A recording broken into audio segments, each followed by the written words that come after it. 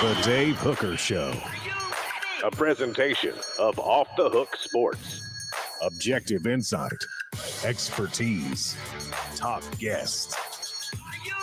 Available on YouTube, Apple, Spotify, and the Off the Hook Sports app. Download now for free.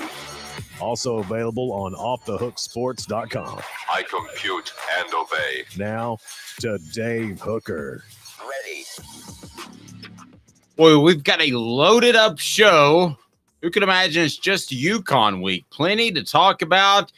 And each and every Wednesday means it is Jimmy Hyams. So we always look forward to that. On the program today, we shall discuss quite a few things. That is Dylan Sampson. Just how good can he be? Will he be? And I made some comparisons on Off the Hook Sports to some other top Tennessee football players of somewhat similar stature. I may have reached a little bit on one guy. We'll ask Jimmy Hyams about that. Have the Vols been treated unfairly by the referees, especially on the road? Also, 5 Vols, 5 Huskies to watch as Tennessee plays UConn on Saturday.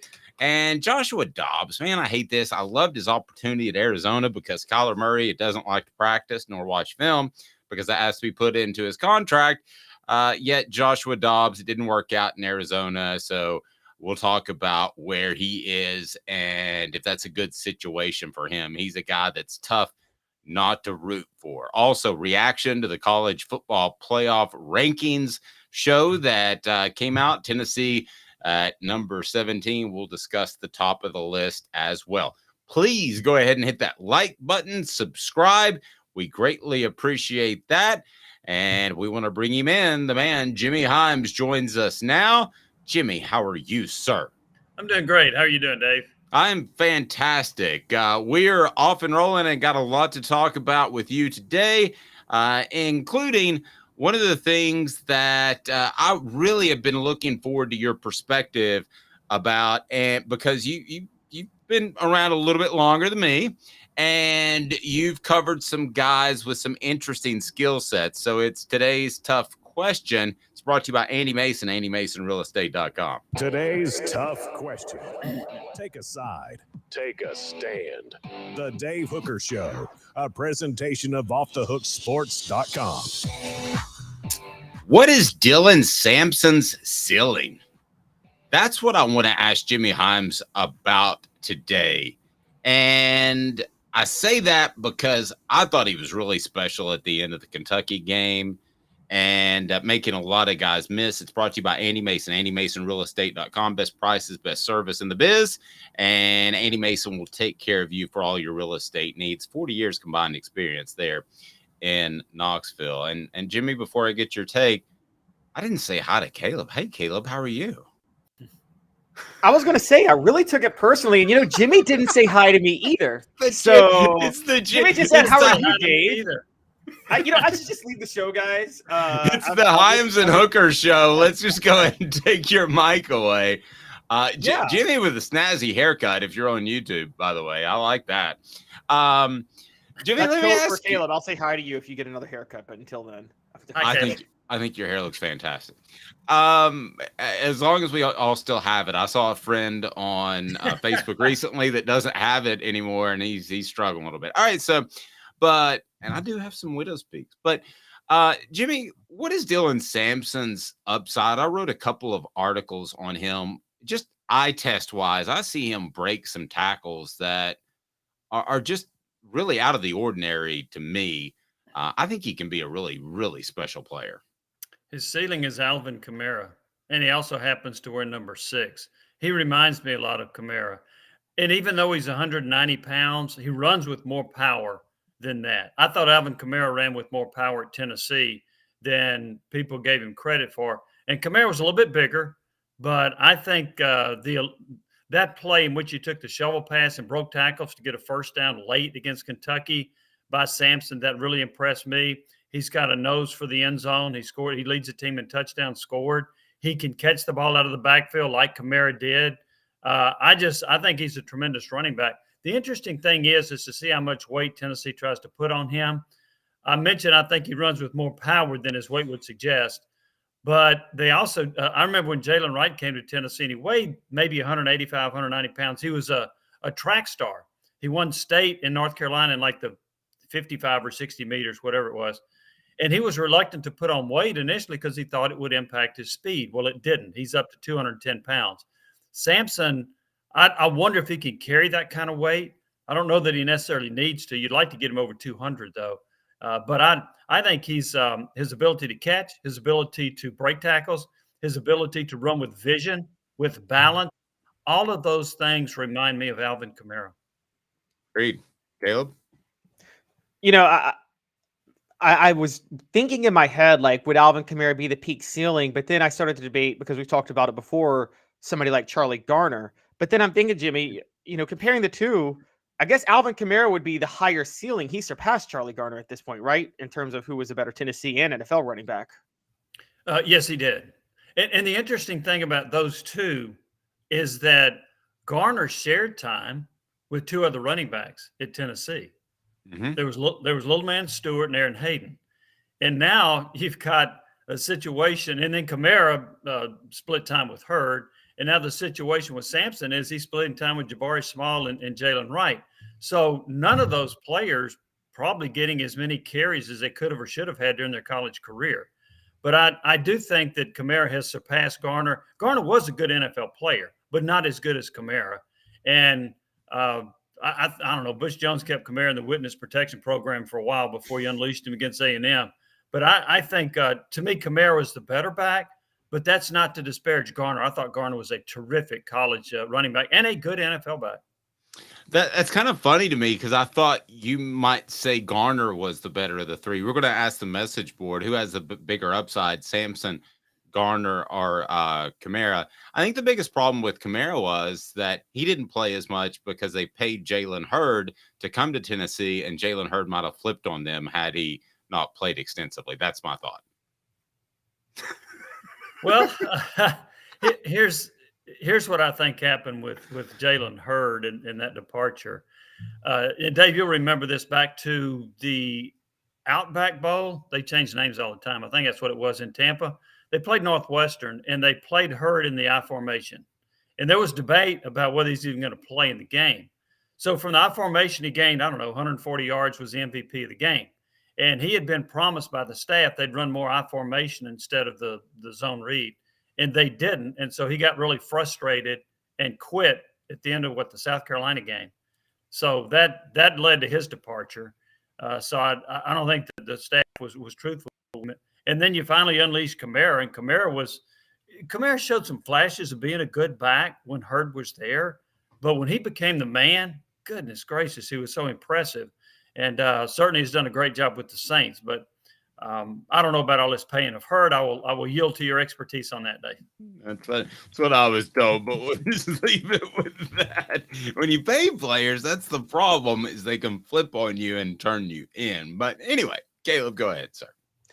Jimmy, do you think there's ever any plans to – because I saw Jalen Wright as an all-purpose back last year while Jabari Small was the workhorse back, but Wright has turned into the workhorse back this year. Do you think there's plans at all for this coaching staff to make Dylan Sampson a workhorse back in the future? Or do you think he's always going to be that change of pace, all-purpose back, and somebody else is the workhorse back? It depends. Next year, if Wright and Small come back, he's not going to be the workhorse, right? Now, if one of them leaves, he'll get more carries. But down the road, it's possible he would be the workhorse, but that might depend on how good Cam Seldon is, or the running back from Alabama. It might depend on how good those guys are. You can justify playing Wright and Small a good number of carries, right? So I don't have a big issue with that, although I think Small is the third best running back out of that trio. So I think it kind of depends on the development of other players, and it depends on whether Wright and Small stay at Tennessee. I thought that Tennessee handled those three tailbacks perfectly against Kentucky. Jalen Wright was hot early. He was the power back. Jabari Small didn't really play that much because they were fine with what Jalen was doing. And then once the defense is tired a little bit, you bring in Dylan Sampson, who brings that quickness. The antithesis of that was the Florida game, where I think they forgot Dylan Sampson was on the team. Do you feel confident about Tennessee handling these three tailbacks moving forward? You broke up. Do I feel confident? What on the about tailback? Tennessee handling the carries of these three tailbacks moving forward? I think so. The Florida thing was, in my opinion, kind of ridiculous. I heard, well, we fell behind. Well, you led the game, and so you scored the first touchdown. So that part of it, I don't buy that. I think they screwed that one up. I think they also realized their mistake. So I think they'll continue to rotate him. To me, Jalen Wright is I think he's a special running back. I predicted for the year he'd gain over 1,000 yards. The only thing that would keep him from that is injury or divvying up the carries. I mean, my goodness, the guy's had several games where he's averaged right at 10 yards a carry. So I think he's really good. Samson's a little bit different kind of a back, but I think he's special also. I think Small is just a pretty good back. I don't see anything special about his game, except he does give a lot of effort. But I think they've got a pretty good feel on how to handle this. And against Kentucky, each of them may get 10 carries, whatever. They should blow. I'm sorry, against Connecticut, they should blow out Connecticut. It'll be interesting to see how they divvy that up. But I think they've handled it for the most part. I think they've handled it pretty well, and I think they've got a pretty good read on how to handle it the rest of the year. Jimmy, am I crazy for bringing up this comparison? And it's not exact, but I think it could apply specifically when we're talking about Dylan Sampson. But I remember when USC had their running back stable in 2005, where Lindell White would be the bruiser back for 3 quarters, and he would just wreck defenses. And then the defense would be gassed, and they turn Reggie Bush loose in the 4th quarter against the tired defense, and Reggie Bush gets all the yards. He goes and gets the Heisman because of that. Do you see now there's no Lindell White really among Jalen Wright or Jabari Small, but do you see kind of a situation like that here where Jalen Wright and Jabari Small kind of wear down defenses for 3 quarters, and then the strategy is in the 4th quarter, just turn Dylan Sampson loose and let him be the Reggie Bush and get all the yards on a tired defense? Well, we saw that against Kentucky. It wasn't necessarily true against Virginia because Samson was the first. He was the second back to play. Wright started, and then Samson went in ahead of Small, which I thought was interesting. Caleb, I don't know if they're married to that. I think that the Kentucky game fits your example perfectly. I would be in favor of getting Samson some more snaps earlier in the game rather than just waiting till the 4th quarter. You've got halftime to have fresh legs, right? If you're a running back. So I would like to see Samson get some more carries in the first half rather than just wait to the 4th quarter to unleash him. So I'll be curious to see how they play that out. But to me, what I see going forward is Wright gets about 60% in the first half, roughly. Small gets about 20 or so percent. Samson's going to get about 20 or so. I hope that adds up to 100. So I think that's 60, 20, 20. Divided by 2. And so I kind of see that. And then I see Samson getting the majority of it in the 4th quarter. But I would not just hold him out till the 4th quarter. I think he's too good for that. No, I think he's really good. Going back to that Florida game, and I remind you the portions of the program brought to you by Apex Apparel Group. Design, brand, market your way. Unique products to promote your business with unparalleled customer service. The big boys use them. You should too. ApexApparelGroup.com. That Florida game, John Adams said this repeatedly on the program, and I'm curious your thought. Was that the worst game that Josh Heupel coached at his tenure at Tennessee? Yes. Yeah, I thought it was. I didn't think he handled it very well. Not playing Samson's a part of that. Some of the decision making was a part of that. I also think they're still trying to figure out how best to use Joe Milton. And you would think that after almost 2.5 years, they would have a pretty good read on that. And I actually think they're doing a better job with him right now. But yeah, I didn't think he coached a very good game. They didn't go with the tempo. Now I'll say this too: it hurt, and I think people realize this now. It hurt not having Cooper Mays, and he's made a difference these last 4 games. Look at their rushing totals against quality defenses like A&M and Alabama run defense, or not Kentucky. Kentucky was ranked number 2 in run defense, right? Mm-hmm. Against Kentucky and A&M, they ran for over 230 yards. So I think not having Mays into that, but a good game for Heupel. Play calling wise, decision making, what he was doing, the use of his personnel. I thought it was his worst game at Tennessee. Yeah, I think Tennessee wins that game with Mays. I thought they were just discombobulated up front. Mm-hmm. I haven't heard this, but I want to ask you, because we always say this about quickish, smaller backs. Samson can't block. This is from our message board. Great running back, but can't block. I'm assuming he's talking about pass protection. I don't think they're going to line him up at fullback anytime soon. But, Jim, have you heard anything like that? I haven't heard that that's a concern whatsoever. If you remember when Tennessee played at LSU, he missed a block and Hendon Hooker got nailed. And Samson didn't hardly play the next few games because of that. He has gotten better in pass protection. And he's gotten to the point where, yes, he should be playing. You shouldn't think, well, just because of pass protection. I tell you, another guy that wasn't great in pass protection was Jamal Lewis. And they decided to run him instead of having him in pass protection a lot. How did that work out?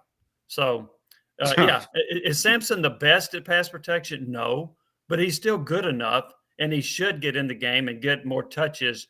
And if I were Tennessee, and I'm not making $9 million, I understand, but if I were Tennessee, I would have Samson on the field at the same time as Wright.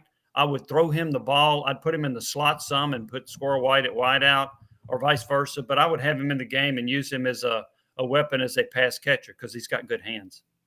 Let's get to What the H, and it's brought to you by our friends at Campbell, Cunningham, Taylor, and Hahn, because I keep hearing this in the community that the officials are just dead set against the Vols. So what the H? What the? What was he thinking? Release the hounds. The Dave Hooker Show. Keep cool. A presentation of OffTheHookSports.com. So here's the stat I have, and Jimmy or Caleb jump in and correct me if I'm wrong, but no live ball penalties called against an opponent that Tennessee has played in the last two games. And then Caleb brought up one live ball penalty and their opponents in the last 3 road games. So, Jimmy, let me ask you, is that just coincidence? Is there something to that? Is that just bad officiating? And it's brought to you by our friends at Campbell, Cunningham, Taylor, and Hahn. Enjoy life when you see better. Local vision service for LASIK, cataract surgery, and regular eye examinations. Look at me. No contacts, no glasses, ccteyes.com, ccteyes.com. So, Jimmy, what do you make of the officiating that hasn't helped Tennessee recently? Well, I think some of them need LASIK surgery. That would help. I think Alabama, it was poor officiating. They missed some blatant holding calls, no question about that. I didn't see as much against Kentucky. It is an odd statistic, and I didn't know that. I knew the stat about Alabama and Kentucky. I didn't know it was just once in the previous road game as well. Here's something I don't know the answer to this. How many live ball fouls have been called against opponents coming into Neyland Stadium? You know, that I don't know the answer to that, or the penalty difference between the Tennessee and the opponent when they play at Neyland. So we're talking about the road trips for Tennessee. What's happening at home? I'd be curious to know those numbers. I don't know them. The other thing is, I don't think there's this conspiracy. I just think it was bad officiating against Alabama. I didn't see nearly the number of holding calls at Kentucky that were blatant that I saw in the Alabama game. So I do think typically, well, even if you go back to last year when Tennessee played Alabama, I may be a little bit off on this, Caleb, you can correct me. I think Alabama had 17 penalties against Tennessee in that game, and Tennessee had 6. And you don't think the Alabama fans were hollering conspiracy in that one. So I just think typically the road team is more penalized than the home team. And I don't like it because that certainly suggests there's a bias, right, that occurs. But I don't think there's any conspiracy against Tennessee in that regard, except the Alabama game. Yeah, Jimmy, I don't think there's any conspiracy, but I thought really it was the second half of the Florida game that was really, really bad, where they didn't spot the ball on 4th down. They called a terrible illegal block on, I believe Jacob Warren got flagged for that block, or McCollum Castles was a terrible one. No calls on pass interference. What I think is happening, and I think you hit the nail on the head, I think the blame, there's no conspiracy, but the blame goes to the league office. Greg Sankey, and everybody, Dave knows I'm not the biggest Greg Sankey fan, just because of how I think he mismanaged the contract with ESPN, different story altogether. But I think he's following the Roger Goodell footsteps of being utterly cheap. And what I mean by that is There's so much money in the SEC, and these officials aren't full-time. And if you don't have full-time officials, they're naturally going to get caught up in the home crowds, aren't they? That's just going to kind of be a human nature thing. And I think that's happening a lot of times with these officials in SEC games right now. I don't think it's related to being full-time or not. NFL officials miss calls all the time. Yeah, but they're also not full-time. No, they're not full-time. Yeah, they're more full-time, but they're not. And I'll say this. I talked to, and Dave, you know him, the late Rocky Good. He told me he spent 30 to 40 hours a week on officiating because he watched film, he did this, he did that. I just don't think if you're a full-time official, it makes you better. Major umpires are full-time, and they screw up a lot of calls. So I don't think that has an impact at all, whether you're full-time or not. I just think the quick judgment is the problem. Now, do I think they should be held more accountable? I do. I think that after a game, there should be a pool reporter that goes in there and asks the referee, what about this call? What about that call? I think that should be there. They do it in the NCAA basketball tournament. So why can't you do it with the officials? Now, I've heard the excuse, well, you got to get the football officials off the field and out of the crowd and all that kind of stuff. But you still have an opportunity somewhere. Maybe it's on the van that transports them out of there. Maybe it's in their locker room afterward, where you can have some pool reporter ask them questions about different things and to make them more accountable. Now, there are SEC officials that get fired, but we don't know about it. Until the end of the year, we hear, well, the eight officials were not retained. We don't know why. We have a pretty good idea. Here's the other thing that I've been told, Caleb. The NFL is rating the SEC and taking their best officials. And therefore, the SEC officiating pool is getting worse and worse as the NFL takes SEC officials away because they pay more money in the NFL, obviously.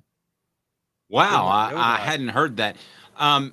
If I'm Sankey or the Big Ten commissioner or whoever heads up the NCAA now that Mark Emmert's gone, I want to get this officiating cleaned up because, Jimmy, I don't think it's good across college football. And we had talked, and Caleb and I have talked about trends. If you start to look at them, the NFL's dipping a little bit. College football is going up. We could see a time in the next 5 years where they're rivals as far as viewership, much closer than they are now. And you don't want to put that product out there and one of your biggest games of the year is decided by a bad call by an official. Right. That's bad. It is. And I'll say this, and this is obviously debatable. I wonder if officiating has been bad all these years, but we weren't exposed to as many games. And we didn't have HD TV to really identify a bad call. Did he step out of bounds? Did he not step out of bounds? What is a catch? Some of those things. So I just wonder if the officiating's been about the same through these years. It's just under greater scrutiny, and we've got replay, and we've got HD TV to better identify it when you watch these games. So I'm not sure about that. I think it's a possibility. But there's no doubt the officiating needs to be improved. And I really don't have a great answer to doing that other than perhaps to hold the officials more accountable. Yeah, I think part of it, I agree with you. Well, I don't know if I do agree with you, but I wonder, Jimmy, if you think maybe part of this is, wouldn't part of it be, I think it is worse now, but wouldn't part of it be because, I mean, you compare officiating to 30 years ago, offenses just move so much faster now. I mean, Josh Heupel's offense alone. I mean, it's much harder to officiate football games now than it was 30 years ago, where you huddled up, ran 20 seconds off the play clock, and then called a play. Did you get off of that Harvard study? Where you got that? That's a good point, Caleb. It is. The athletes are bigger, stronger, faster. They run up-tempo offense. It makes it harder to call a game. I think basketball has gone that way as well. It's harder to call basketball now than it used to be because of how athletic and how fast these guys are. So, yeah, I think that's a really good point, that it's harder to call the game now because of the pace of the game and how good these athletes are. Jimmy, we'll have your prediction column later in the week, but Tennessee, I think, is going to win against UConn. This just in. Are there any couple of three things that if Tennessee's fan base you think would most like to see other than just beating UConn this weekend? Yeah, they want to see Nico Iamaleava play about 4 series. Yeah, a lot. They want to see a lot of that. I want to see a couple of things. We saw Dante Thornton finally have a decent game, 3 catches, 63 yards. Can he continue that? Because they really need him to emerge if they're going to have a successful last 3 games. So that would be one thing. Here's the other one. Can they convert 3rd and 1 against UConn by running the football? They better be able to. I've written a column. I'm about to post it, Dave, for you, and I didn't get it finished before. But Tennessee, even on 4th downs, Tennessee is 3 for 13 on 4th down this year, and they are 1 of 9 on 4th downs against SEC opponents, and they're terrible in the red zone at scoring touchdowns. And they were best in the country a year ago with that. So I've written something about that. Glenn Edelby's got a couple of quotes along those lines, which we'll be posting. But that would be one thing. They're just not very good. And one of the things he said, and I've been on this bandwagon for a while, Tennessee runs the ball successfully when they spread the field and the defense only has 5 or 6 in the box. When they go to a bunch formation, this offensive line is not a big, strong, powerful offensive line. It's more of a finesse line, getting your way, just kind of stifle somebody, neutralize the defensive play, and then let your running backs find the holes. When they go into this bunch deal where they got 8 or 9 in the box on defense, Tennessee doesn't run the ball effectively. And I think they need to just run out of the spread on 4th and 1. And they also have to have a quarterback that's willing to run that situation. And we have seen a more willing runner out of Joe Milton the last 2 games. I would also like to see some toss sweeps, some horizontal running game, and some jet sweeps, maybe to a squirrel white. I think the running game's a little overly simplistic, to be honest with you. And it's number 1 in the SEC.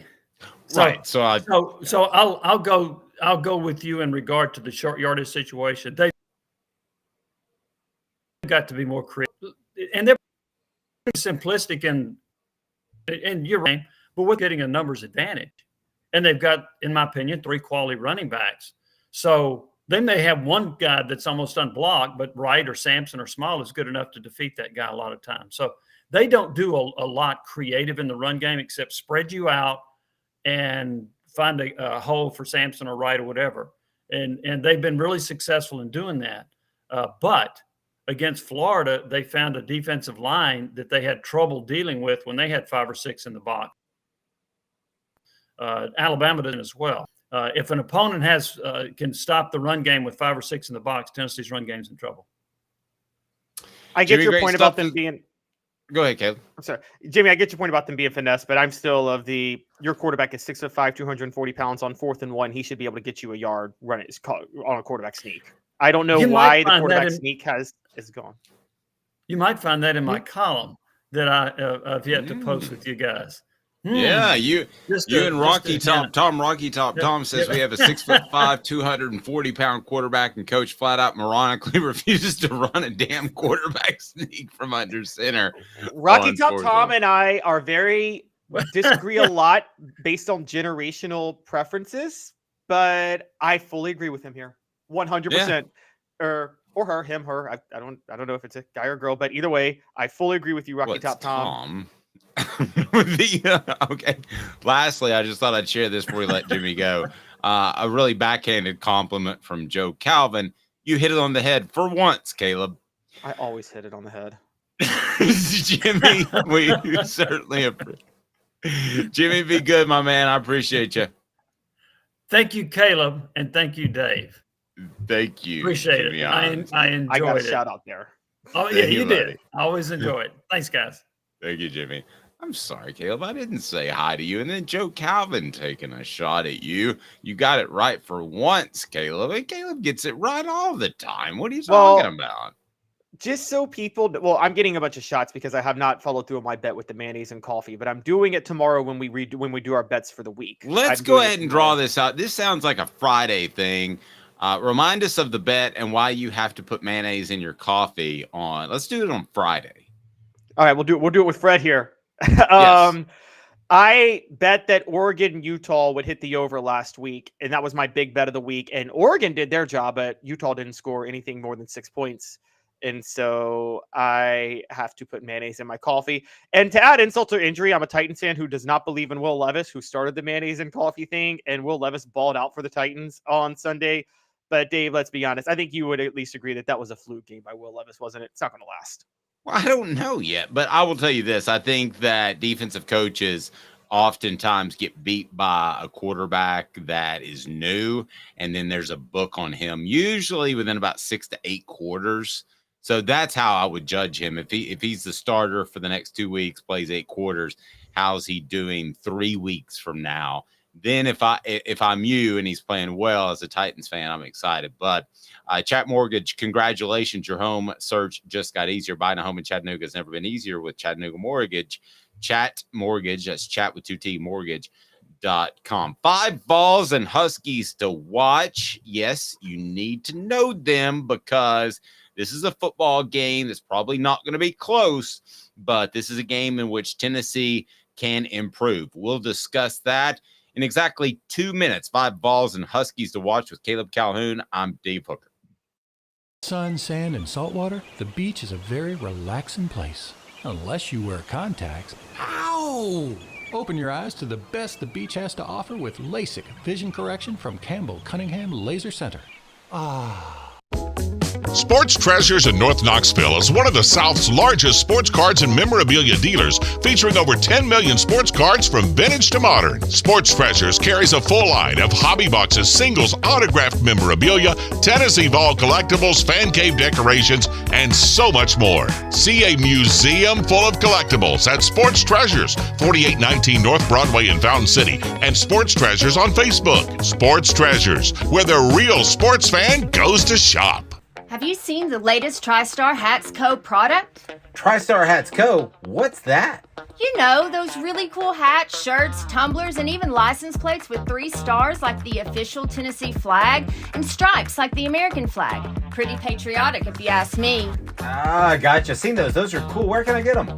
Simple. TriStarHatsCo.com. And if you order now, there's 10% on any order $50 or more. Plus, use the promo code HOOKED. With the promo code HOOKED, you get 10% off. That's hooked. And don't forget free shipping with any order over $50. Stock up at TriStarHatsCo.com. That's TriStarHatsCo.com. There are plenty of wannabes out there, so make sure you go to TriStarHatsCo.com for the best quality and customer service. Will do, and I'll be sure to use the promo code HOOKED. That's hooked when I do to save an additional 10% off. TriStarHatsCo.com. TriStar Hats Co. is a trademark of TriStar Hats Co. LLC. Any use without express written consent is prohibited. A college football tradition like no other. Yes, sirree, boys and girls. Or a guy that just won't leave. Wow, that is sad. The Dave Hooker Show. YouTube, Apple, Spotify, and the free Off the Hook Sports app. A presentation of Off the Hook Sports. Back to Dave Hooker. 5 Vols, 5 Huskies to watch. So we'll get to that right now. And I assume, Caleb, you're going to spin this forward a little bit because Joe Milton could go out there and go 18 for 18 for 300 yards in the first half. And I don't know that he's necessarily the guy to watch. So I'm interested to see the direction you go in this because I think you want to see guys make significant improvements against a team like the Huskies. So let's go ahead and get to it. Portions of the program brought to you by City Heating and Air Conditioning, 50 years in East Tennessee. Integrity matters. Don't trust a fly-by-night HVAC company to tell you that you need a new unit that could cost you thousands or more. So here we go. Do you want to start with the Huskies or do you want to start with the Vols? That is your call. Start with the Vols because I will tell you why you're wrong on what you just said. Oh, wow. Well, man, that sounds a little harsh. Peyton, what do you think about that? Like, that is total bullshit. Right. Easy, Peyton. Good gracious. He always comes out of the chute on our show just with all kinds of obscenities. It's absolutely befuddling. He doesn't have that sort of public image. All right, so let's get to the 5 balls. So you got Joe Milton at number 4, who I addressed, and you're going to tell me why I'm wrong. But let's start with Chaz Nimrod. Chaz, I am not a Nimrod. That's his nickname from now on. Why is he number 5? And by the way, I think I know, and I love this pick. I might even have him as number 1. But Chaz Nimrod, go ahead. Yeah, so UConn has struggled defending wideouts the last 2 weeks. There's something there with them. I mean, they're 1-7. So can you spot a weakness in UConn? I mean, but I was getting ready to ask you, what have they excelled in lately? But they have actually been in a lot of their games. They actually haven't lost a game by more than 1 score since early September. So they're losing like 21-14 or whatever. I think this is the type of game where Chaz Nimrod has shown flashes as a guy who can replace Brew McCoy as the physical wideout to dictate coverage. This is the game for him to really kind of prove himself in that regard. Tennessee should take a lot of shots his way and see if he can have that impact. So I think Nimrod is a very key player. And if he stands out, you could be looking at a long-term option at wideout. You said something there. Do you really think you've seen enough out of him physically to think that he could be even close to what Brew McCoy was last year in replacing Cedric Tillman? Because now you have to replace Brew McCoy. Do you feel like you've seen enough? I don't feel like I have.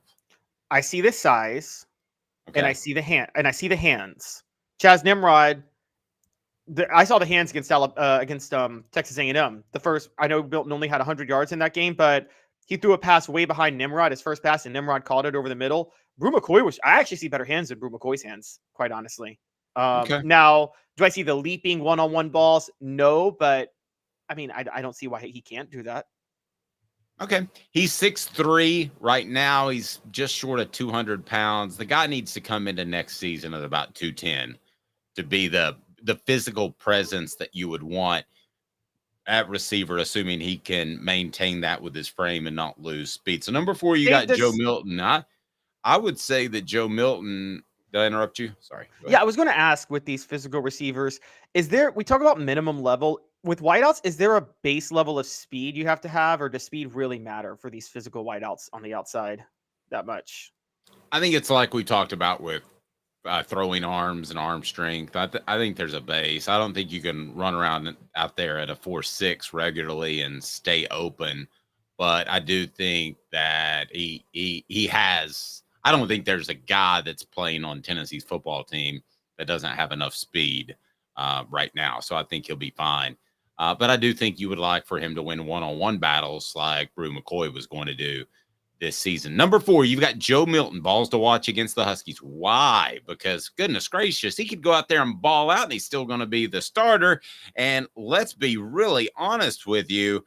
People want to see. Be sure and hit the like and subscribe button. Nico insists you do so. Why Milton at 4?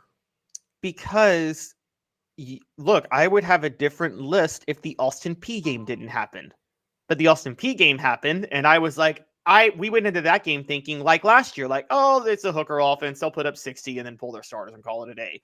And then they couldn't put Austin Peay away until the 4th quarter, and Nico never got in the game. So now they're in a similar situation where people are high on Milton again after last week, and they got a bad team in UConn coming to town. And the question is, can Milton actually put a bad team away at halftime?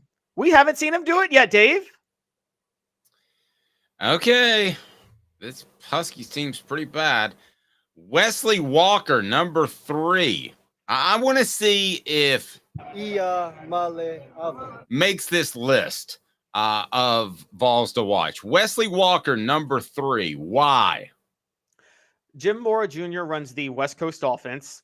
He's tried to force it on everybody he's had. He tried to force Michael Vick to run the West Coast offense, which is the worst match ever made. I'm sure you remember that, Dave, in Atlanta in 2004. Mm-hmm. Maybe the stupidest thing anybody ever tried to do with Michael Vick. But, well, outside of what his friends tried to do with him off the field. But, okay. Should we just make a dog abuse reference? Yeah, I did. But so Jim Mora Jr., with the West Coast offense, as you know, Dave, the physicality of the safeties cheating up is huge. The safeties have to be able to read the quarterback and they have to be able to react quickly. And so Wesley Walker, just to shut down the offense, is going to be the key to doing that. Okay, who's going to flip out on the message board if this guy doesn't make the final two? Okay, pressure's on Caleb Calhoun now, because we're now at number 2, who doesn't even play offense, so it can't be number 2. It's Elijah Herring. And again, the West Coast offense, you got to be able to close the gaps on running plays and not let running plays get into the third level. And you also have to be able to handle passes over the middle for quick timed routes. That's huge for the middle linebacker. So it's Elijah Herring. Who do you most want to see on the message board? Because we're at number 1. This is not about who we most want to see. This is about who is the most important to winning the game. 5 balls to watch. 5 balls to watch. I'm tweaking it a little bit. All right. So who do you want? Who do you want to see star on Saturday against the Huskies? By the way, Jim Mora Jr., you got to congratulate him, because he must have been involved in some sort of I don't know, mafia scheme, because you talk about witness protection program. UConn is the place to be. Surely number 1 is.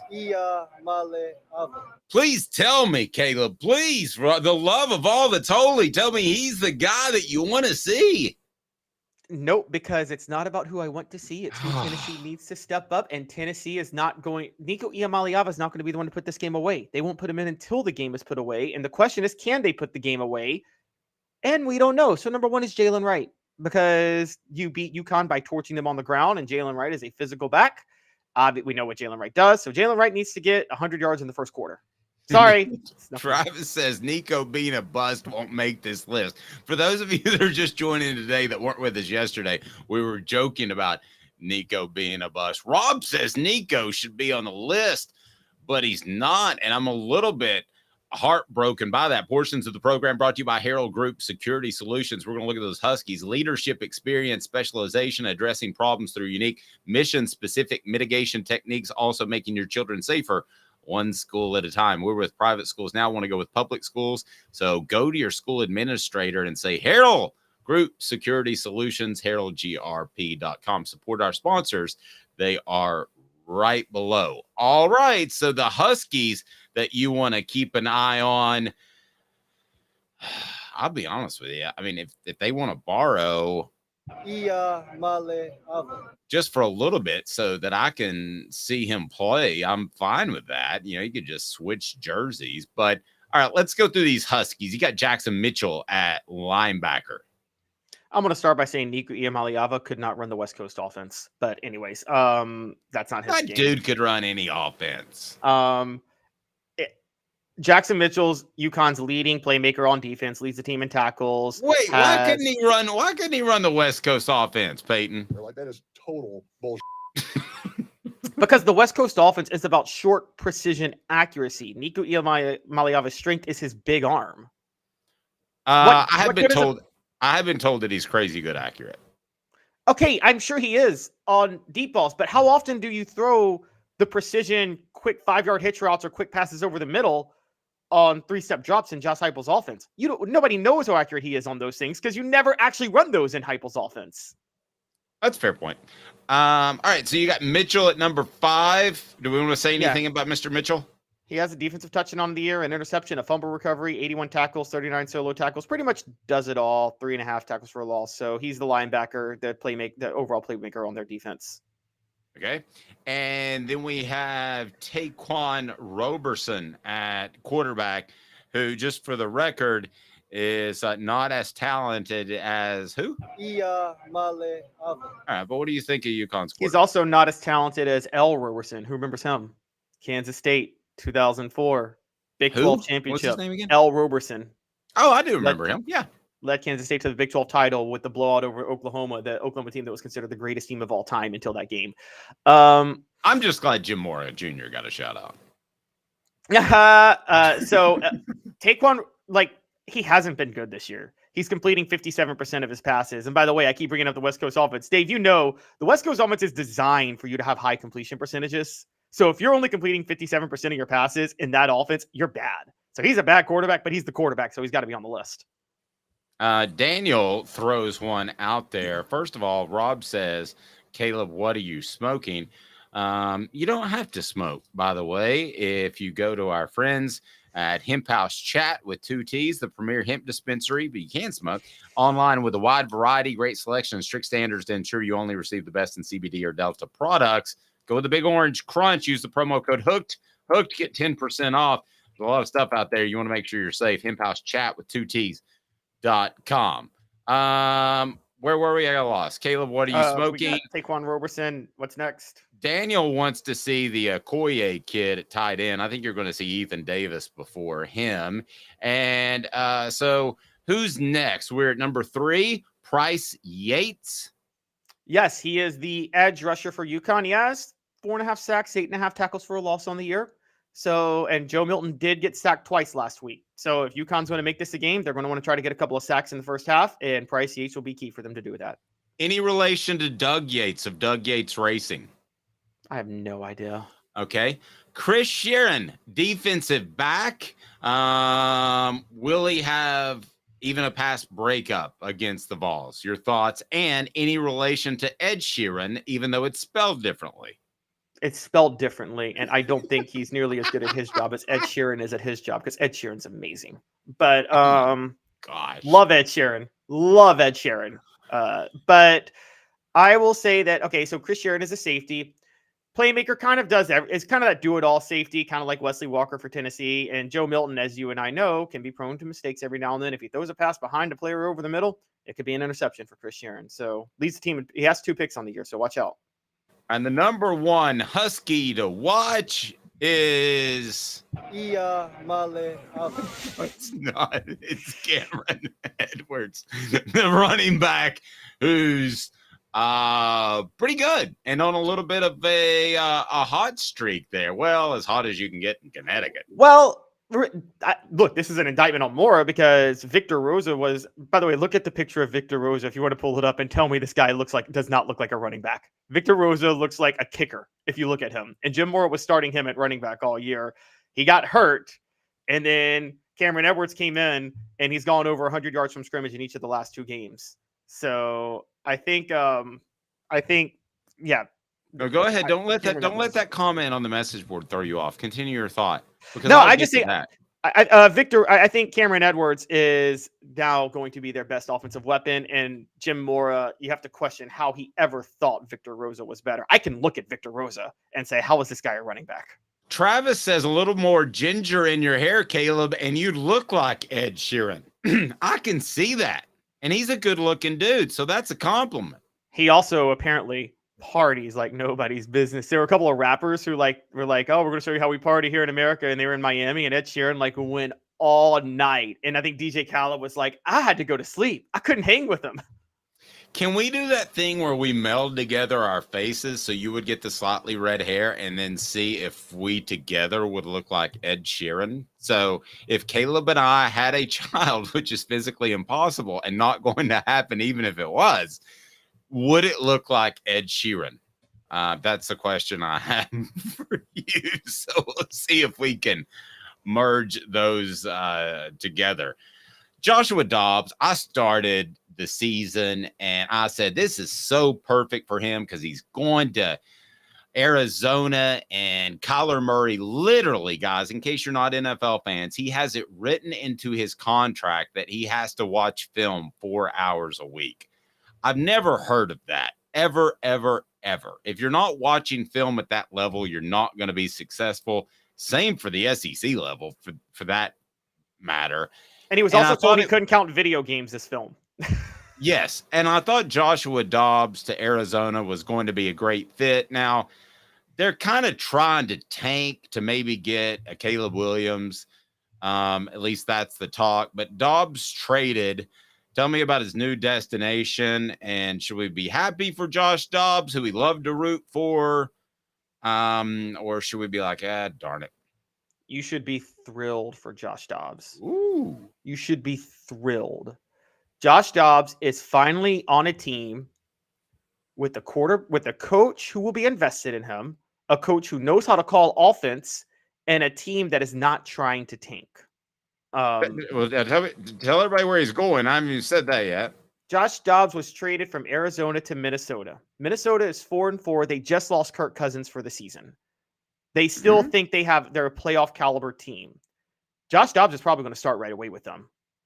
And it's a great situation for him.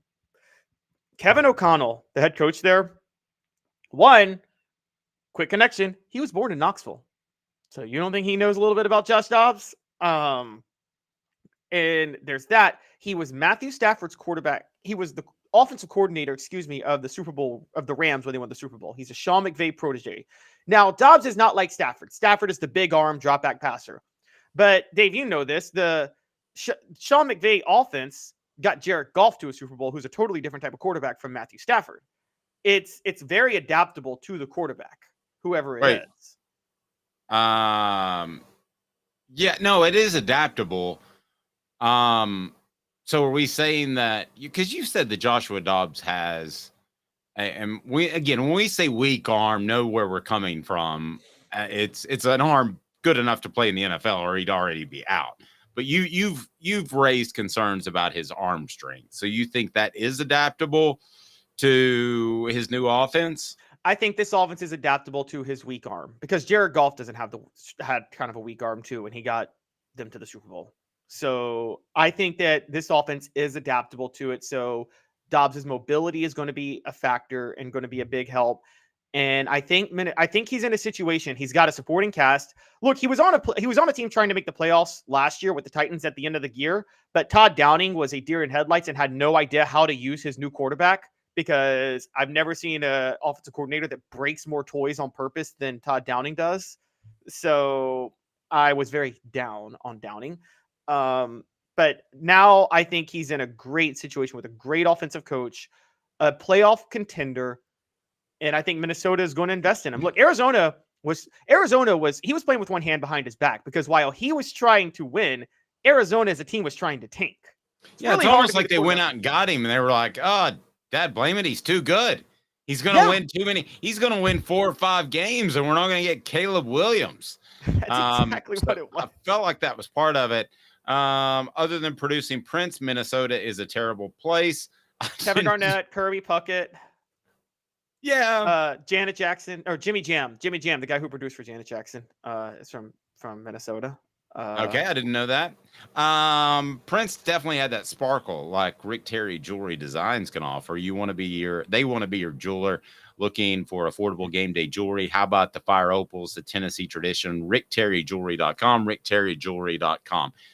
Purely based off of Joshua Dobbs and the scenario in which he finds himself in Minnesota, what will be his success level as a player and as a team? Because the Vikings, for those that don't know, have a pretty good football team put together right now. I think Josh Dobbs, I'm going to say it, with the NFC North kind of in flux, I think Minnesota is a wild card team this year. I think Josh Dobbs gets them to the wild card. I think he gets a wild card playoff spot for them. And I think when Kirk Cousins comes back next year, because Kirk Cousins is better than Josh Dobbs, as much as I respect Josh Dobbs, but I think the wild card berth is going to earn Josh Dobbs a contract by an NFL team next year. Okay. I could see that. Now, are there any other quarterbacks we need to be aware of on Arizona's roster that already know the offense, could hold on to the job or keep the job with Kirk? You like that? Cousins out of the mix. You said Arizona. You sure you meant Minnesota, right? Oh, I'm sorry. Minnesota, excuse me. Yes. Jaron Hall, I think, is the other guy on the roster. And technically he's listed as the first stringer. And I do think Jaron Hall might start this week because Josh Dobbs was just traded. But I still think Dobbs gets that job in 2 weeks, honestly. By the way, I don't know if you guys know this, nice little throwback. Ty Chandler is the backup running back at Arizona, who played at Tennessee for a little while. Nice. And if Dobbs works out Minnesota. If Dobbs works out at Minnesota, could Josh Dobbs and Hendon Hooker be a future rivalry in the NFC North? This is turning into the most sarcastic message board of all time. Orange Blood said, "Did y'all know Dobbs has an aerospace engineering degree?" I mean, that has been so reported. It's almost like you can't introduce him. Like he walks into a room and said, hey, this might be our new starting quarterback here at Minnesota. Who's excited? And by the way, he has an aerospace engineering degree. His name is Josh Dobbs. Oh my gosh. Dave, I got a question about you with Dobbs, though. Honestly, serious question, because I want to point this out. Okay. Tyler Bray to Josh Dobbs, and I bring this up a lot. Are those the two most extreme examples of a quarterback who maximized his talents at the highest degree in the NFL as what he could do, and a quarterback who totally wasted his talents? Or am I being hard on I thought you for that? Okay, for a second I thought you were going to say they both maximized their talent. I was like, No. whoa. No, was Tyler Bray a total waste of talent? Do you think he could have been a starter if he had his head right? Yeah. No question. And when you go into the NFL, and this is the difference between Dobbs and Goff, for instance, when you go into the NFL, if you don't have a lot at stake on you in terms of a high draft pick, in terms of a lot of cash coming your way, you're going to lose out to a depth chart battle to another guy that has more of that clout. So Goff was highly thought of coming out of school, and I mean, him and Dobbs have been about the same. I mean, Goff's had more opportunity, but that's because of the perception coming out of college. I'm sure they have great, fantastic Josh Dobbs memorabilia at Sports Treasures, carrying over 5 million Sports Treasures and so much more. Follow on Facebook for the best sports memorabilia, daily updates. Again, go to Facebook, sportstreasurestn.com. You can find them there, sportstreasurestn.com. Boy, it would be fun to watch Josh Dobbs advance Minnesota in the playoffs, maybe win a game or two. Is there a more lovable Vol who did less in his time at Tennessee? Because the flip side of that is Casey Clausen, who nobody liked during his time. There's a recent push of liking him, as I saw on Facebook recently, and he's a road warrior. I was trying to tell you all that stuff in 2002. And he brought a real sense of confidence to the team. But is there a more lovable Vol who has done less during his Tennessee career than Joshua Dobbs? Done less, like, wow, that I hate to say that because, like, you don't want to knock Josh Dobbs because, like, yeah, no, but I mean, but he didn't win. He didn't even win an SEC East. Casey did, and Casey's still despised by a lot of guys. I mean, hot take. Condredge Holloway might have done less than Josh Dobbs, but Condredge Holloway is beloved. It wasn't Condredge Holloway's fault. I mean, taking the race part out of it, which is a big part of it, but just focusing on the team, anybody who knows Tennessee history, that program was sliding into irrelevancy because they were so far behind the rest of the SEC curve. Tennessee had people from the Neyland days in the 70s. I don't know if you know the story, Dave. They didn't want to put lights at Neyland Stadium. They thought it was a violation of tradition to play night games in the 1970s. To show you how stupidly old school they were at the time. Yeah. I think Wrigley Field was the same way, and they put lights up. Bill Murray showed up drunk. Yeah, that's why Johnny Majors took the job in 77. I'm sure you've heard the story. He's like, I took the job because it was my home school. I didn't realize how bad a shape the program was in and how behind. And I'm probably being unfair, and some people have pointed this out on the message board. When I say done less, yes, he has some records as Orange Blood, as pointed out. But just as far as team success, we haven't seen that out of him. So that's kind of what I'm driving at. Did he have less team success than Heath Schuler, though? I mean, Heath Schuler never won the East. No, I mean that's fair. Or Jimmy Streeter probably is beloved and had the least amount of success in the late 70s. Yeah, I could see that. But I tell you what, let's look forward because we need to do that. And I want to tell you a little something about the college football playoff that you need to know. Also, the basketball Vols on the floor. But let's start with reacting to the college football playoff. It is time for 4 downs. But first, our friend Cooper Mays is going to tell you what to do. Cooper Mays here. Hit like and subscribe. Yes, that's what people need to do, Coop, and they certainly will. So go ahead and smash that like button. We greatly appreciate that. 4 downs brought to you by our friends at Tennessee Cider Company. 4 downs. 4 questions. 4 answers. The Dave Hooker Show. 4 downs. A presentation of OffTheHookSports.com. Tennessee number 17 after being number 1 last year in the very first college football playoff committee show. And we'll discuss if they got it right from the top on down to the Vols and if the Vols have a path. It's brought to you by Tennessee Cider Company, the original hard cider of the Smoky Mountains. Use the promo code HAT, that's HAT, to receive some free swag with your cider order, available most anywhere in the U.S. tncidercompany.com, or just go below and you can see the link. Use the promo code HAT. Support our sponsors. That's why we are here. So let's get to it, Coop. We can't keep track of downs without you. What do you got? Coop here. First down. All right, so the college football playoff, let's start with the top down, and then I'll ask you specifically about the Vols. Did they get it right at the top? I think Georgia and Michigan are the 2 best teams in college football right now, and I would take Georgia just slightly over them, but that's not the way it shaked out. Nobody called me. So here's the way the rankings did shake out. It was Ohio State number 1, Georgia number 2, Michigan number 3, Florida State number 4, Washington 5, Oregon 6. Did they get it right? That's first down, Caleb. No, they did not. And the reason I say they did not is college football playoff rankings should not have power rankings as a factor. They shouldn't factor in who Vegas would favor on the field. I don't care what Nick Saban says. They should only look at your resume. And that's always been my point. Right now, to this point, do I think Georgia and Michigan are the 2 best teams in football too? I do. Do I think they have the 2 best resumes? No. I think I'm fine with Ohio State being number 1. I would have had Washington at number 1, though. I think Washington or Florida State have the 2 best resumes. And I think, but Washington, Florida State, and Ohio State are interchangeable of 1, 2, and 3.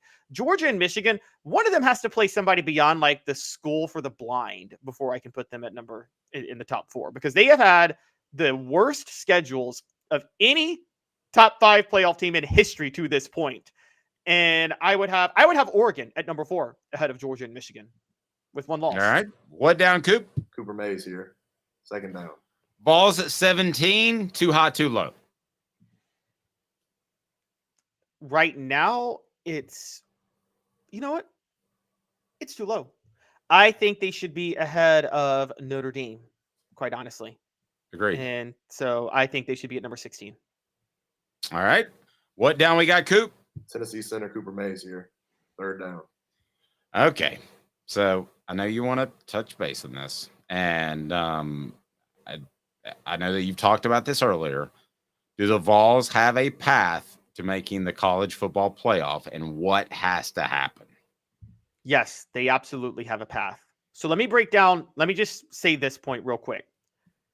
Based on games that have to be played, first, Tennessee has to win out. That's assumed. If Tennessee wins out, that means beating Georgia. Right, that means beating Georgia. So if Tennessee wins out, based on games that have to be played that are coming up, it will be impossible for Tennessee, if no upsets happen, it would be impossible for Tennessee to finish below 8th.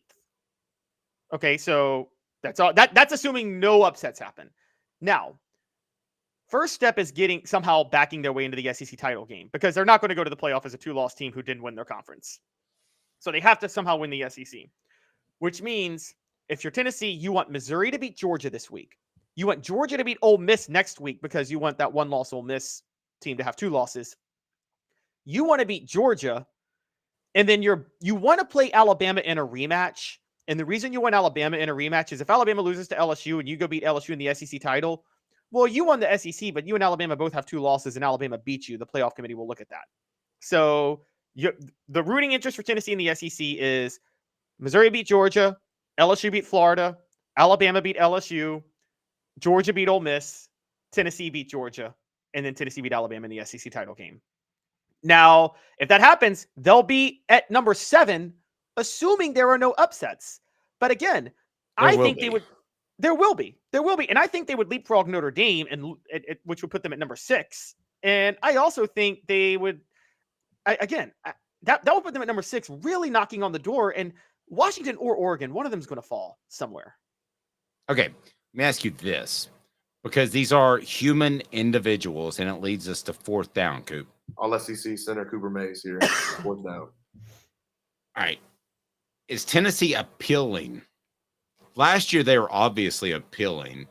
And had it come down to two teams that were very close, let's say for that fourth spot, okay, hypothetical time, I believe that Tennessee, with their style of play, would have won that battle and been in the playoff if there were two teams that were incredibly close. You're not supposed to factor that in. You should factor in resume. I agree with you, Caleb. Even the eye test, which I use far too often, is probably not the best way to go. But the bottom line is Tennessee is not as sexy this year as they were. So if they did all of that and they're teetering between 4 and 5, would you think that would factor in? Because I honestly think it would. I think that Tennessee was super sexy last year, and they even had a hooker at quarterback. And they also were a good story. I don't think they're as good of a story this year, even if they were to get to that point. Your thoughts on how appealing the Vols are for what is, let's remember, a TV show, okay? This is entertainment. They want the most appealing teams out there. If it were close between 4 and 5, I don't think the Vols would have the same edge that they would have last year. You agree or disagree? I actually disagree. I think they have more edge this year. And the reason, because I think this committee, a lot of these guys are older guys on the committee who still think football should be about, who have the Gary Danielson approach to football, who think it should be about defense and toughness and running the ball and all of that good stuff. You know, former football people used to call it in the 90s. The ones that would think your head coach should be Jeremy Pruitt and you use 3 tight ends on the field. I think that's what a lot of this committee's made up of. And we're seeing that because Dave, who's number one? Who's number one in the poll? Ohio State. Have you seen Ohio State this year? It's not your typical Ohio State offense with Kyle McCord. They're not a sexy team this year at all. Well, no, it's not. And I don't understand the love affair with Ohio State. I'll just go ahead and tell you that. They're loaded with talent. They have the most talent in the NFL and college football this year. Yeah, but I'm not talking specifically about this year, but it seems like they always get the benefit of the doubt. Do they not? I mean, I can't say they have. I feel like they've usually earned it. I mean, when Tennessee played for the national title in '98, they didn't get the benefit of the doubt. I mean, they went to Florida State for the number 2 spot when Ohio State also had a loss, and Florida State got the nod. I mean, again, now what you're saying with Ohio State, I feel that was Bobby Bowden in Florida State. Bobby Bowden always got the benefit of the doubt when he was at Florida State. But if you're going to give the benefit of the doubt to somebody, you should give it to Georgia. They had 10 picks in the 2023 NFL draft. Alabama had 10 picks.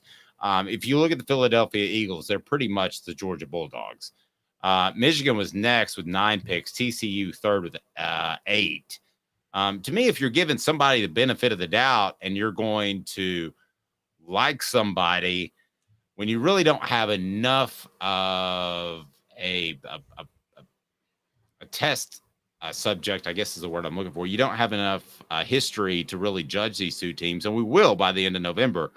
But why wouldn't you go with the team that annually is more talented? I see what you're saying about Ohio State this year, but I will go ahead and bet you that over the next 3 years that Georgia will have more players drafted than Ohio State. Well, because look, I think Georgia could beat Ohio State this year. I think right now, though, you're basing it off resume. I don't think it's close. Ohio State's resume is way better. Georgia should not be a top 5 team in the playoff right now.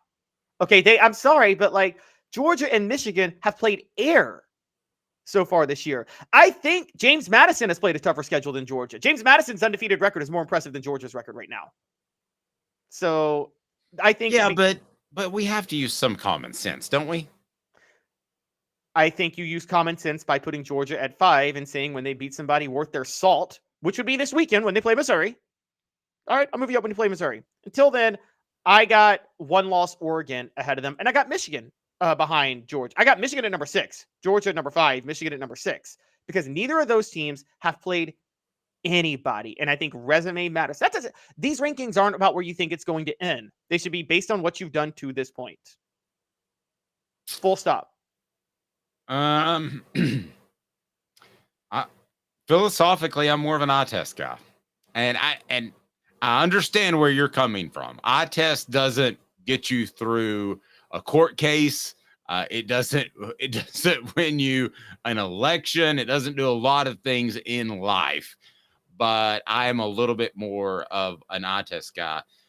Dave, eye test is why Florida State was favored over Tennessee in the 98 national title game. And look what happened. Yeah, I thought that was just more about what they had done lately, tradition.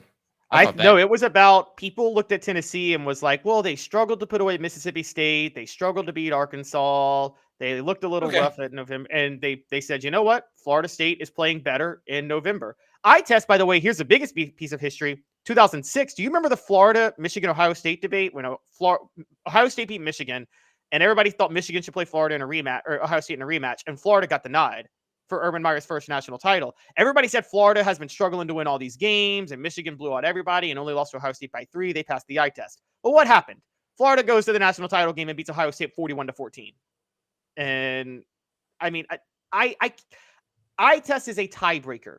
It should not outdo schedule strength at all. Schedule strength matters to me more than eye test by a large margin. Okay. I can roll with that. The one aspect of Tennessee athletics that you're not thinking about yet, but it's time to start with Caleb Calhoun. I'm Dave Hooker, and we're going to give you some great, fantastic news coming up next. Stay tuned. 2 minutes. Got cataracts? We can fix that. Never miss another moment. With a little help from Doctors Campbell, Cunningham, Taylor, and Hahn at cctis.com. Hi, I'm Rick Terry, and we at Rick Terry Jewelry Designs pride ourselves in the highest quality craftsmanship from a family-owned business here in Knoxville for over 35 years. At Rick Terry Jewelry Designs, we also take pride in being an affordable option for all your game day accessories, especially those fire opals. At Rick Terry Jewelry Designs, we want to be your jeweler every day and especially on game day. Go Vols! Hi, Mike Davis here with City Heating and Air, reminding you to always dare to compare. Our team provides quality local heating and air service, installation, and maintenance across East Tennessee. We use only the best equipment like American Standard heating and air conditioning for your residential, new construction, or commercial needs. Honesty, dependability, and customer satisfaction have been the cornerstones of our business since 1961. City Heat and Air. Dare to compare. These mountains hold and defend a spirit far better than moonshine. A drink that holds flavor that becomes necessity. A hard cider made and relished by folk who are as hearty as they are legend. A refreshment that can only be found in one place. With a taste that makes you say, give me 3 bottles of the good stuff. Tennessee Cider Company, where necessity can be found. Who's this guy? Hello, wizard. The Dave Hooker Show, Who? a presentation of Off the Hook Sports, What? YouTube, Apple, Spotify, and the free Off the Hook Sports app. Back to Dave Hooker. Posted on the message board, someone said that in 3 years, Tennessee will have more players drafted into the NFL than Ohio State. That would be a fantastic sign for the Vols. I asked during the break, but will they have more than Georgia? Got a couple of mixed answers on that. I mean, I think Kirby Smart has that thing rolling. So if it's even a comparison in 3 years, you're probably playing in the national championship game at some point. I don't think there's any question about that. And then one other thing that I wanted to note, our poll question, which we'd love for you to take part on the YouTube. And that was posted this morning. So I wanted to get a good feel for this. And it was, what do you make of recent officiating in Tennessee's games? One choice was refs out to get the Vols. Another was looks fine to me. And then bad calls have been bad luck. Guess which one's leading, Caleb? Refs out to get the Vols. 66%. 2% say looks fine to me, and 32% say bad calls have been bad luck. That's where I am. That's where I am too. And maybe luck's not the best choice of words, but just kind of refs get caught up in games. That happens. Before you get some Tennessee hoops, man, and they are really, really good. I think some people took us making fun of Tom Izzo yesterday and his comments that they're a Final Four team. We were making fun of him. I think some people took that the wrong way. People got really mad at us for it. Yeah, you're like a total jerk. Hey, so this guy that I've got up on the screen here, who is this dude? No, this is the guy I was saying earlier. It looks like Vanilla Ice's, for those of you that are on the audio platform, it looks like Vanilla Ice's grandson. So this guy, I was laughing earlier. This is the guy Jim Mora decided to start at running back for the first 5 games of the season at UConn, Victor Rosa. Dave, does he look like a running back at all? No, for those that don't know, he has curly hair, and unlike most running backs, he's Caucasian, which is fine. There's a Christian McCaffrey out there running around. He doesn't look like Christian McCaffrey, nor does he look like Toby Gerhart or whatever other Stanford running back that was white from that time. Yeah, or play like them either. This Tennessee basketball team, an exhibition win once again, and we'll get into the conversation about Rick Barnes and his lack of postseason success. But aside from that, I mean, that'll be a February conversation, a March conversation. But just scale of 1 to 10, when you look at this roster, Caleb, how excited should Tennessee fans be about what the Vols will field this year on the hoop side? Well, first of all, let me apologize to all the commenters on our video the other day on Tom Izzo. I was obviously wrong. I mean, the way Tennessee played at Lenoir-Rhyne, they're going to win the national title, because beating Lenoir-Rhyne in an exhibition, guys, is like the first step.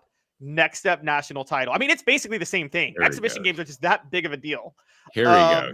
The sarcasm alert is on for we Caleb were Calhoun. railed 2 days ago. They're like, oh my God, the exhibition means so much, and it was such an important win. Yeah. And see, so if you rip Caleb, we have to hear more of that voice.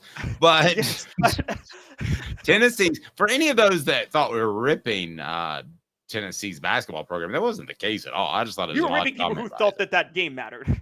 Yeah. Okay. So especially without 2 of your best players in Ziegler and Vescovi.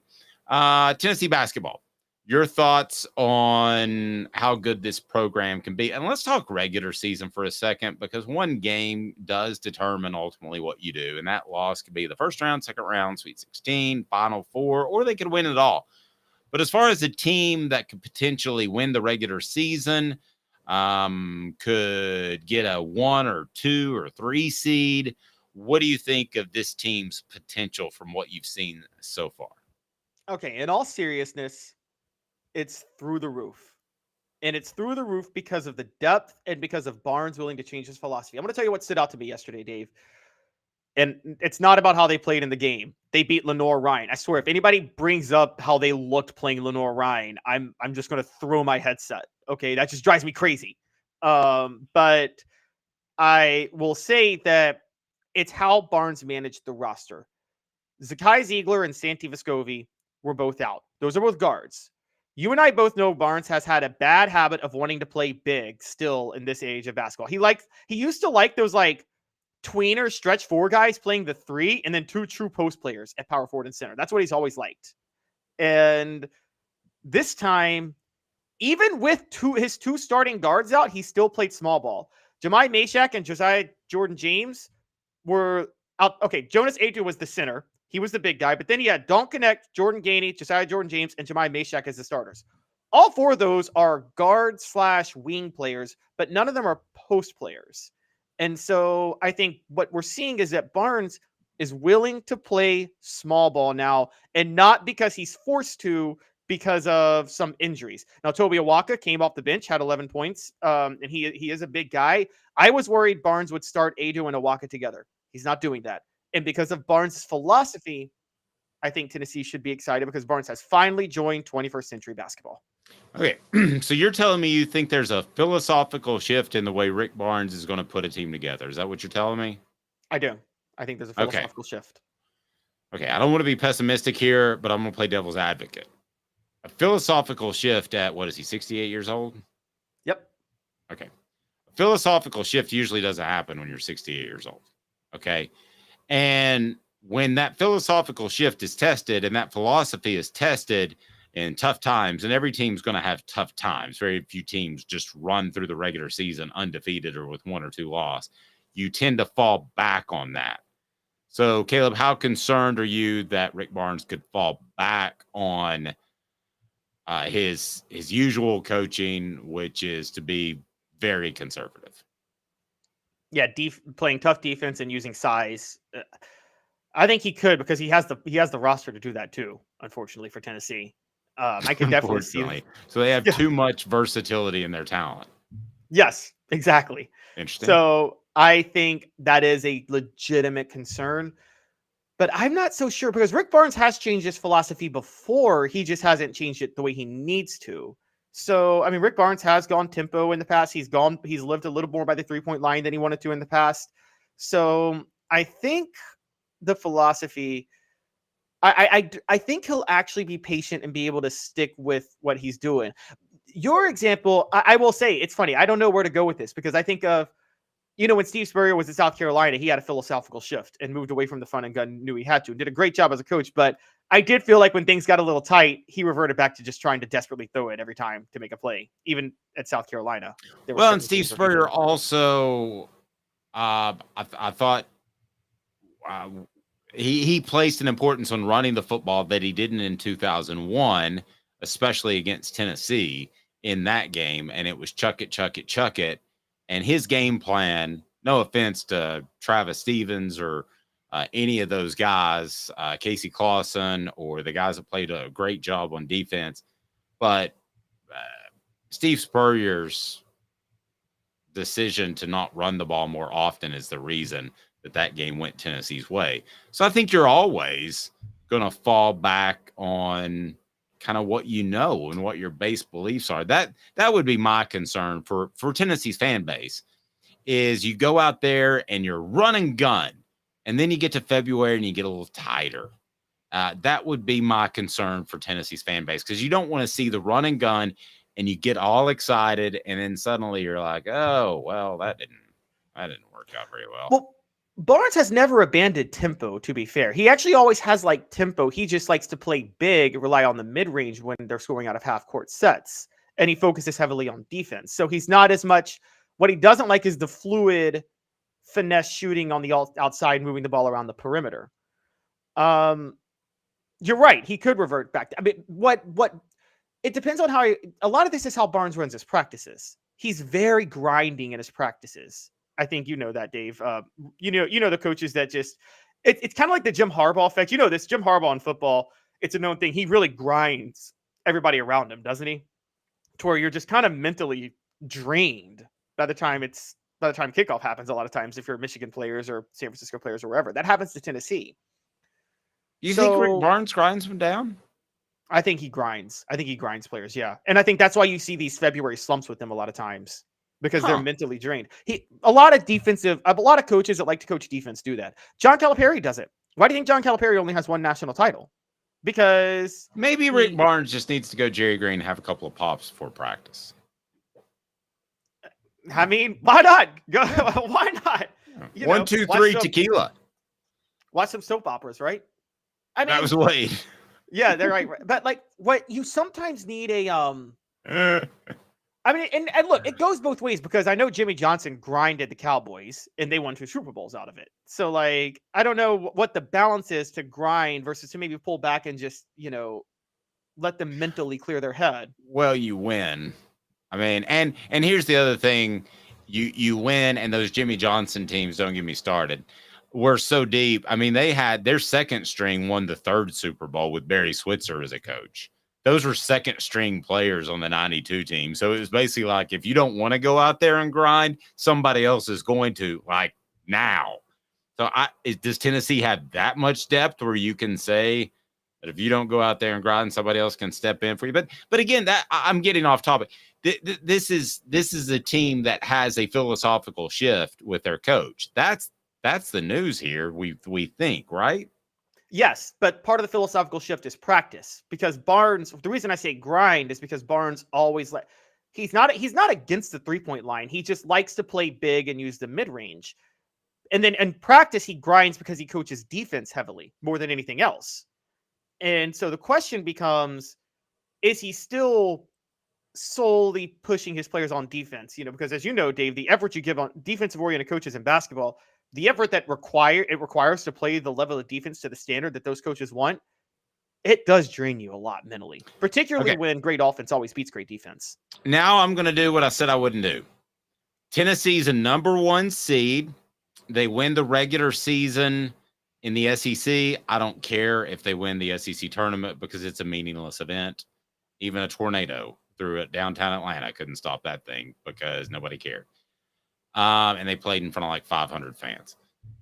And okay, so if Tennessee's a number 1 seed, if Tennessee wins the regular season and they get bounced in the first or second round of the NCAA tournament, will most fans want to risk a change?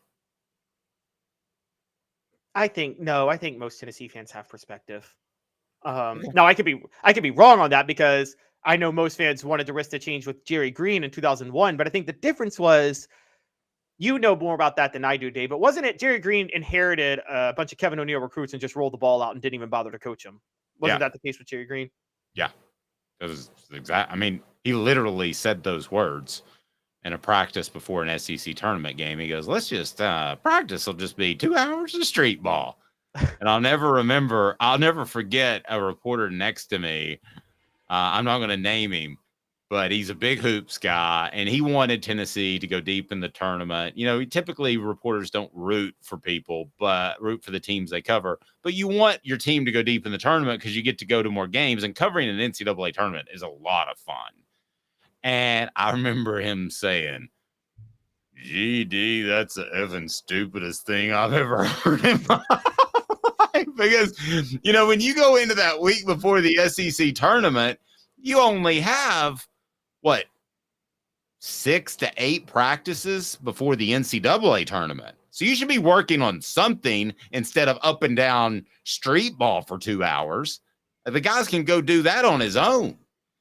There we go. Yeah, I think Tennessee fans would be incredibly frustrated, and probably a good percentage, 30 to 40%, would be like, all right, let's try something else. But that's me. All right, he is Caleb Calhoun. I'm Dave Hooker, offthehooksports.com. Complete coverage of Tennessee. Hit that like and subscribe button. What, Coop? Cooper Mays here. Hit like and subscribe. If you haven't done so yet, I don't know what to tell you, because we got Coop, we got Jacob, we got Jamal Lewis coming up. I just got a tweet from Aaron Hayden. So we're going to visit with him. We got all kinds of Tennessee covers that you'll love. He's Caleb Calhoun. And you have my brilliant mind too, guys. So yes, and you have Captain Analytics there. No punning. Just hand the other team the ball. And we don't do exhibitions here. There are no exhibitions. Off the Hook Sports. It's all live. Super Bowl every day. Have a fantastic morning, evening, night, whenever you're watching. After